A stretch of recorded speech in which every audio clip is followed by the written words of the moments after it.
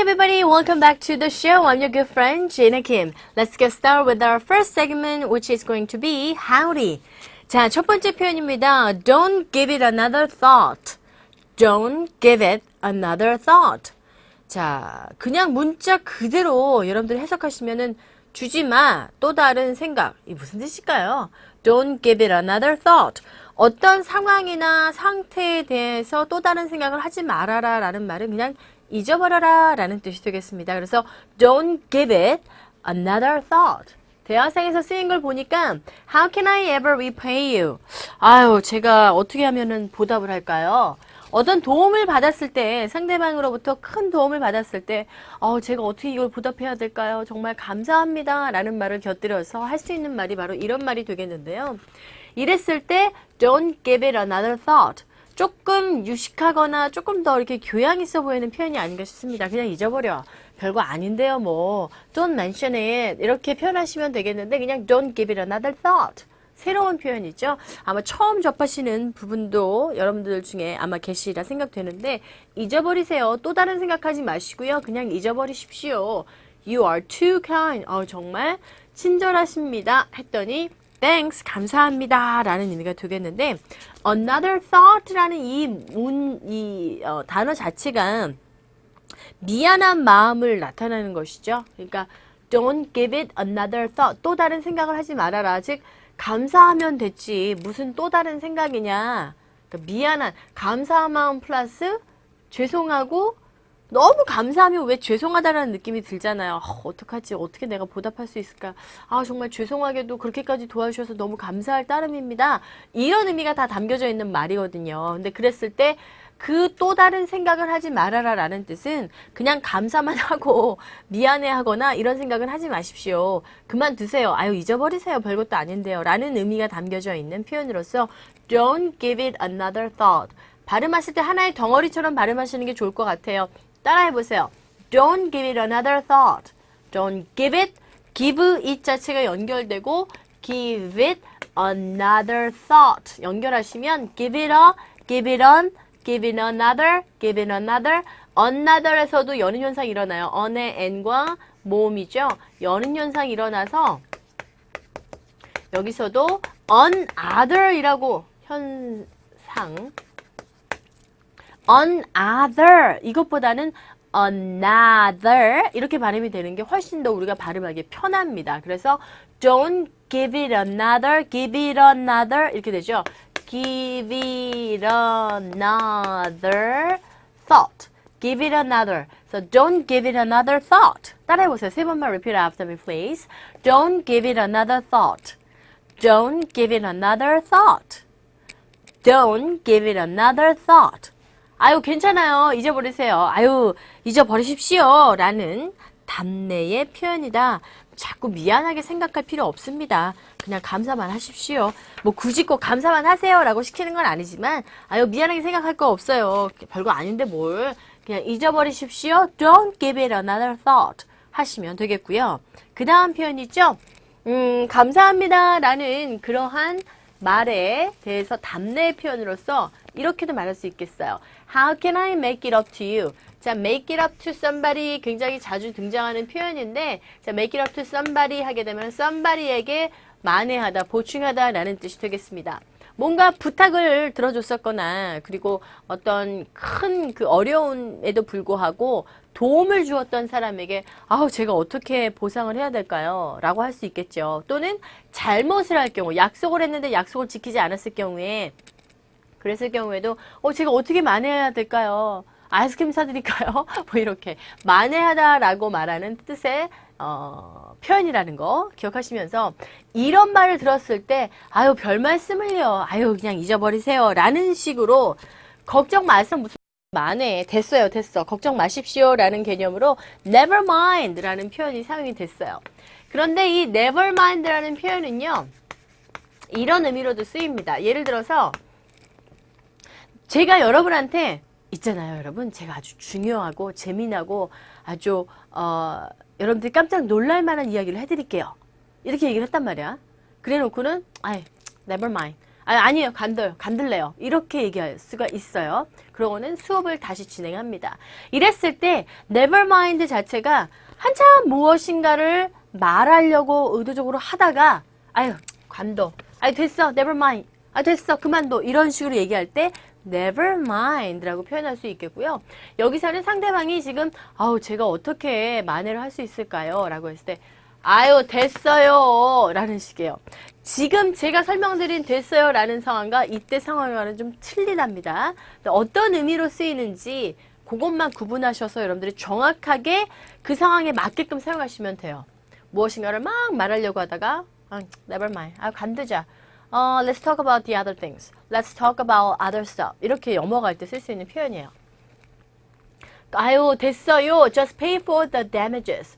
아유 그냥 손상 입힌 것만 그냥 지불하세요. 라는 의미가 되겠어요. 그랬더니 Of course I will.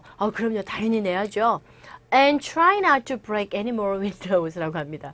창문 깼구나. 창문을 깨고 나서 어떡하죠? 제가 어떻게 될까요? 했더니 아유 괜찮아요. Never mind. Just pay for the damages. 그냥 깨진 것만 값을 치르십시오.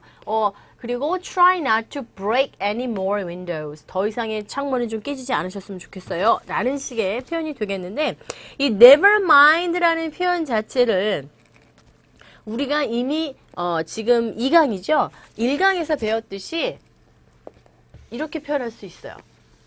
제가 어떻게 만회해야 될까요? 라고 했을 때 아유 걱정하지 마세요. 이렇게도 말할 수 있겠죠. 왜냐면 이 걱정이 지금 숨어져 있는 내용이잖아. 어떡하죠? 죄송해서 어떡하죠? 제가 죄송한데요. 어떻게 만회하면 될까요? 했을 때 아유 걱정하지 마세요. 뭐 별것도 아닌데요. 이렇게 답할 수가 있겠고 또는 don't sweat it 이라고도 하실 수 있어요. Excuse me. Don't sweat it. 즉 땀을 내서 젖지 말아라 라는 뜻은 아유 걱정하지 마세요. 속 태우지 마세요 라는 의미로 됐어요. never mind와 일맥상통하는 그런 답변의 표현으로 여러분들이 이해를 해주시면 되겠습니다. 이해되셨죠? 오케이. 그 다음 표현 갑니다. 그 다음 표현은 역시 상대방이 뭔가 사과를 할 때 그럴 때 답례 또는 응답 어떻게 응답을 해야 되는지 그냥 미안하다는 말만 배우시면 안 되잖아요. 내가 다른 사람들로부터 미안하다라는 소리를 들었을 때 그냥 가만히 멀뚱멀뚱 가만히 있는 것이 아니라 아유 괜찮아요 뭐 그런 거 갖고 그러세요. 아유 신경 끄세요. 괜찮습니다. 또는 그래 용서 내가 받아줄게 라는 식으로 말할 수 있어야 되지 않겠습니까? 바로 이 표현이 사과를 받아들이다. 즉 용서하다 라는 의미로서 accept one's apology 이 표현 됐습니까? 그래서 정말 죄송합니다 라고 할 때 제가 사과를 해야 해요. 제가 사과드릴게요. I apologize to you 라는 말 기억하시죠? apologize to you 이 말을 달리 표현하면은 어떻게 했었죠 그때? Please accept my apology. 즉 apologize라는 동사를 사용해서 사과를 할 수도 있고 또는 apologize처럼 명사를 사용해서 사과를 수용하여 주십시오. 사과를 받아들여 주십시오 라는 개념으로 쓸 수 있다는데 여기 보세요. 죄송합니다 라고 했을 때 네 사과를 받아들이겠습니다. 즉 용서하겠다 라는 말로써 accept one's apology 라는 식으로 쓰였어요. 그러니까 내 사과를 받아주세요 라고 할 때 이런 식으로 말씀하시고 그래요 내가 사과를 받아들일게요 라고 할 때는 이런 식으로 표현하신다는 겁니다. 혼동되세요? 전혀 혼동될 거 없습니다. 내가 상대방에게 제 사과를 제발 받아주십시오 라고 할 때는 please accept my apology. 그리고 상대방이 죄송합니다 라고 했을 때 오케이 용서하겠어. 사과를 받아들이겠어 라고 할 때는 오케이 I accept your apology 하시면 된다는 거예요. 이해되셨죠? Can I pay you for the inconvenience? 라고 했어요. 불편함을 끼쳐드린 것을 즉 뭔가를 했나 봐. 잘못된 일을 했으니까 그거에 대해서 보상을 하겠다고 하니까 No, that wouldn't be right. 아니요, 그거는 옳지 않습니다. 됐습니다. 역시 사용하는 표현인데요. 여기서 해석하실 때 inconvenience 하게 되면은 불편을 끼쳐드리는 데 있어서 제가 지불할 게 있으면 지불해 드리겠습니다. 라는 의미로 뭐 뒷부분에 어떤 사고나 어떤 그런 일들이 관련된 말들이 나왔으면은 이 inconvenience가 도대체 어떤 불편한 점이었는지 알 수 있었을 텐데 그냥 아유 그럴 필요 없어요. 그거는 옳지 않죠. 아유 그렇게 뭐 돈까지 내실 필요 없죠. 라고 말했으니까 이게 그냥 여러분들이 자연스럽게 불편한 점들 뭐 이렇게 여러분들이 이해하시고 해석하시면 될 것 같아요. 자, 상대방에게 용서를 해주세요 라는 말을 들었을 때 okay, I accept your apology 하셔도 되겠고 그 다음에 그냥 그래 내가 너 용서했어 라고도 말씀하실 수 있을 것 같아. 그럴 때는 그냥 you're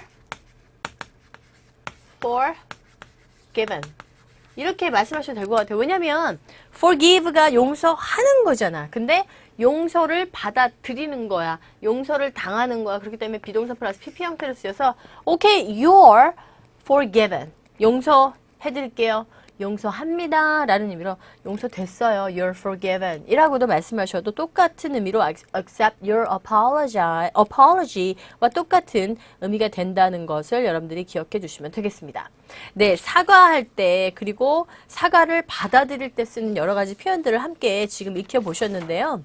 항상 중요한 거는 여러분들이 스스로가 대화문을 통해서 롤플레이를 하시면서 하나의 표현을 그냥 문장 하나로 딱 끝내지 마시고 상황에 맞는 대화 속에서 말하는 연습을 통해서 여러분들 것으로 만들어 주셔야 됩니다. 그래서 준비한 시간이 바로 롤플레이 시간이죠.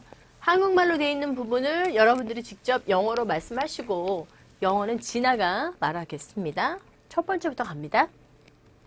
How can I ever repay you? 잊어버리세요. You are too kind. 고마워요. Excellent. It was easy as a pie, right? Second dialogue. How can I make it up to you?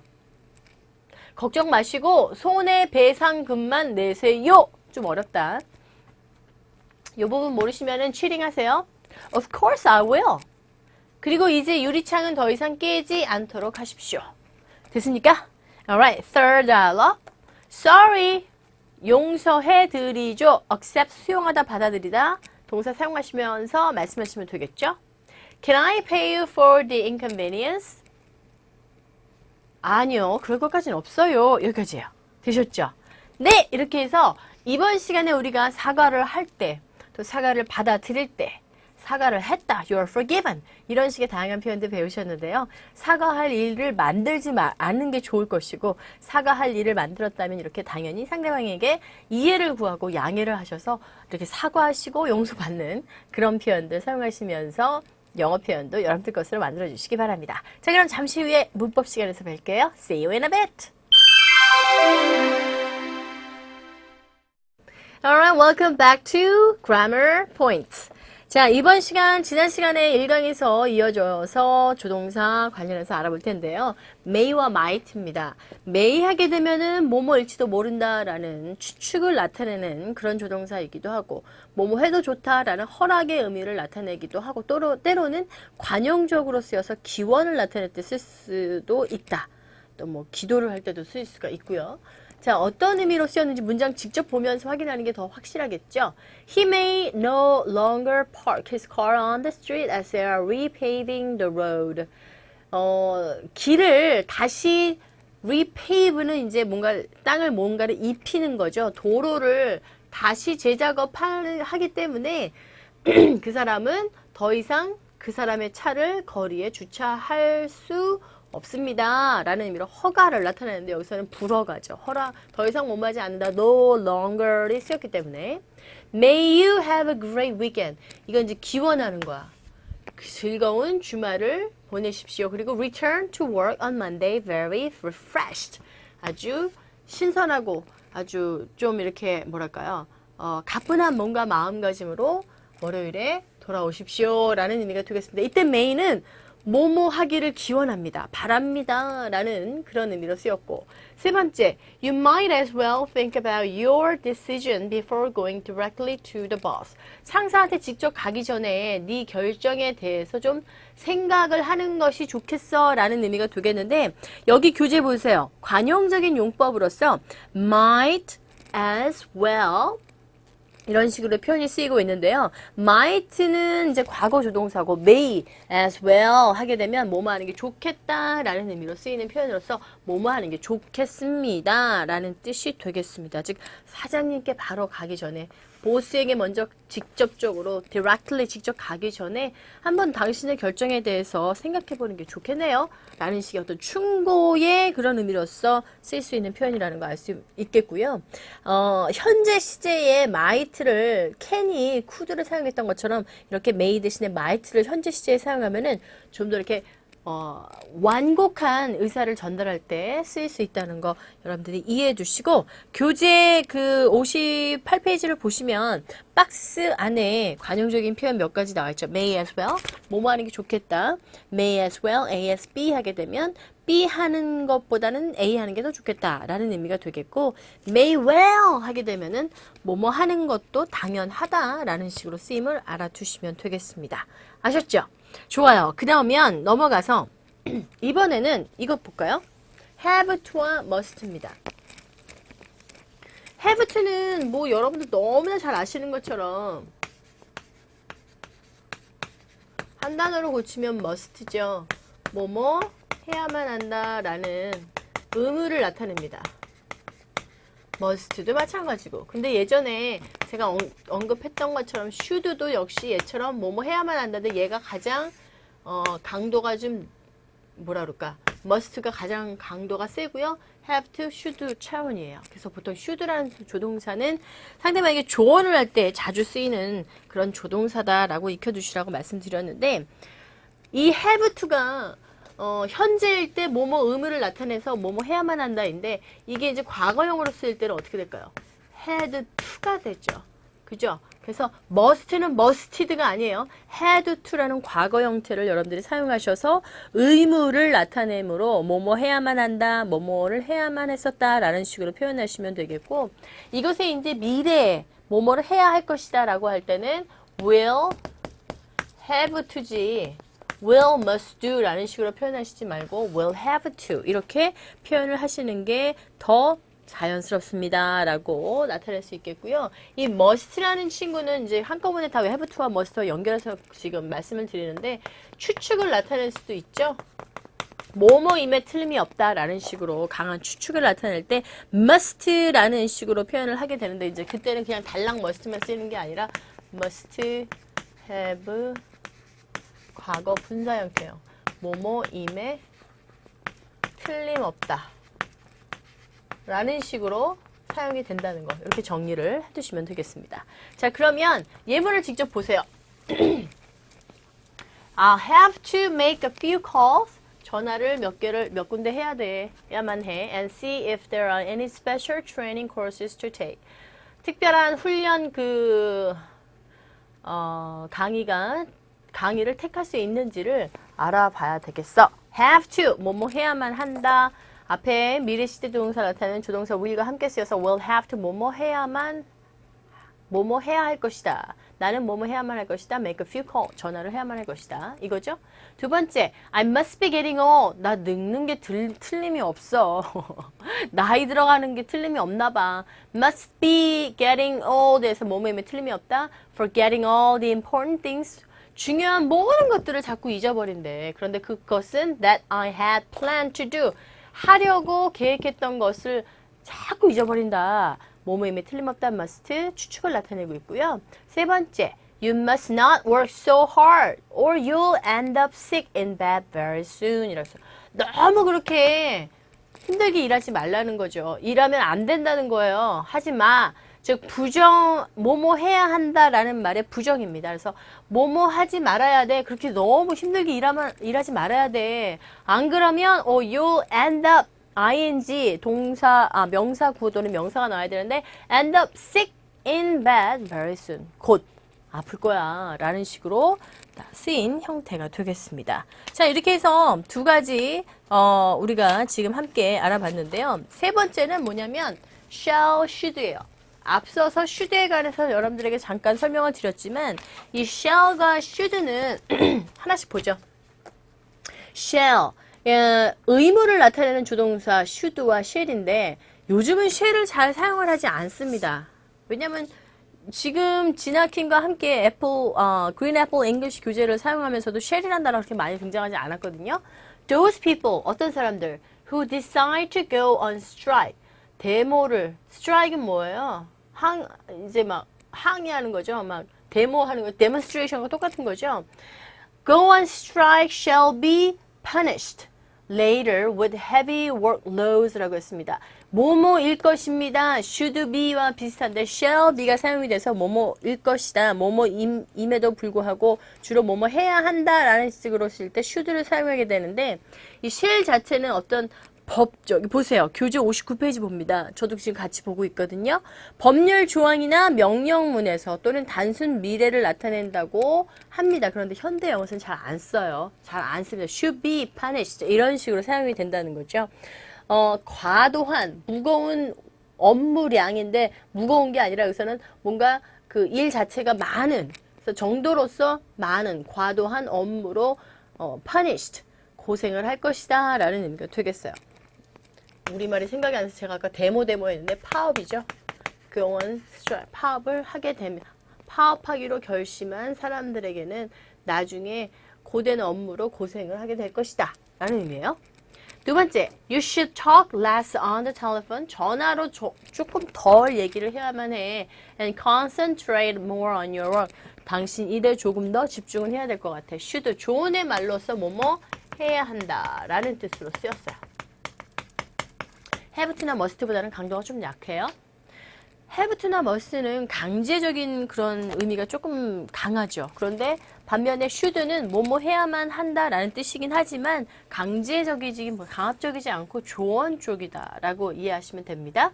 세 번째, you should have called her to apologize for your rude behavior last night. 지난밤에 너의 그 무례한 행동에 대해서 그 여자한테 너 전화해서 용서를 빌어야만 해 라는 의미로서 should have called, 용서를 빌었어야지. 그런데 결과적으로 빌지 않았다는 거죠. should, 여기 나왔죠? should have called. 전화했어요? 안 했어요? 안 했어요. 지금 이 상황에서. 근데 했어야 했는데 하지 않아서 아유 왜 안 했어? 라고 추궁하는 그런 의미가 되겠어요. You should have called 또는 만약에 you shouldn't have called her 하게 되면은 너 전화하지 말랬는데 왜 전화했어? 라는 개념이에요. 무슨 말인지 알겠죠? 혼동하시지 않도록 조심하셔야 되겠습니다. 오케이. should는 뭐뭐 해야 한다. shall은 요즘은 잘 안 쓰인다. 요렇게 정리하시고요.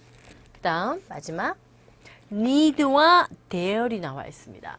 자, 교재 보니까 여전히 59페이지인데요. 의문사나 부정문에서는 조동사로 쓰이는 이 친구들이에요. 역할 자체가 의문사나 부정문에서는 조동사 need와 dare로 쓰인다. 이렇게 정리하시면 되겠는데 의문문에서 쓰이는 need는 조동사로 쓰입니다. 그래서 why need he keep calling? did 대신에 쓴 거야. Why need he keep calling? 왜 자꾸 그 사람이 전화를 해? Such trivial questions of me. 왜 자꾸 전화해서 그런 쓸데없는 질문을 나한테 하는 거야? 이런 의미가 되겠어요. 그래서 need는 필요하다라는 그런 의미로 쓰인 것이 아니라 조동사로서 Why did he keep calling? 이런 의미로 쓰였다는 거 알아두시고요. 의문사에서 쓰인 need는 조동사로 쓰였다. 두 번째, you need not go to the airport tonight. 뭐뭐 할 필요가 없다로 해석되죠? 오케이? 세 번째, how dare you look through all my personal files while I was away sick. 내가 아파서 회사를 비우는 동안에 어떻게 감히 네가 내 파일, 그 개인적인 파일을 다 볼 수 있는 거야? 검토할 수 있는 거야? 이런 의미인데 이때 dare은 관용적인 표현으로서 감히 뭐뭐 하다라는 의미로 쓰였음을 여러분들이 알아두시면 되겠습니다. 이해되셨죠? 오케이. 자, 이렇게 해서 조동사의 다양한 그러한 쓰임들을 문장 예문을 통해서 한번 쭉 알아봤는데요. 그렇다면 또 그냥 갈 수 없겠죠. If you sell your shares during a market downturn, 시장 상승이 아니라 이게 down, 하강할 동안 your share, stock이죠. 주식을 판다면 you might lose money, 돈을 잃을지도 모른다.